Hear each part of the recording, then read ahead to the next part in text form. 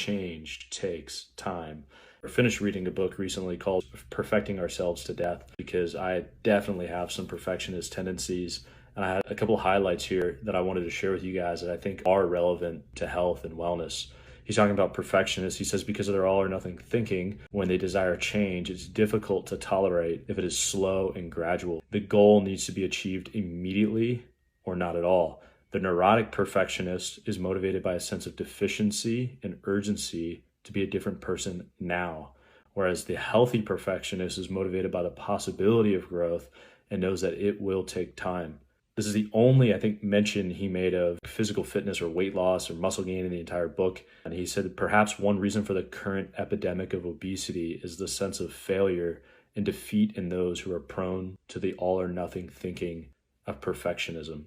Just to be vulnerable, I know without a doubt I am an unhealthy perfectionist. I have a tendency to, in my pride, try to take control of everything in my life and give everything 110% and be just perfect at everything I do. And all that does is just lead me to burnout.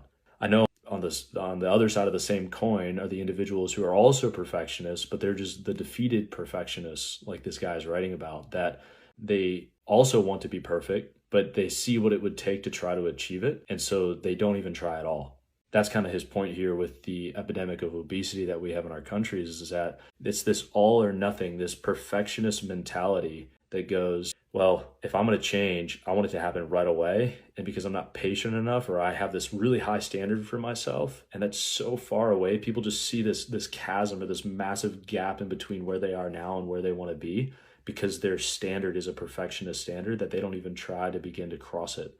And understandably so, because that gap is so wide, because their expectation for themselves is unrealistic. I think the big takeaway here is just remembering this really simple principle that change takes time.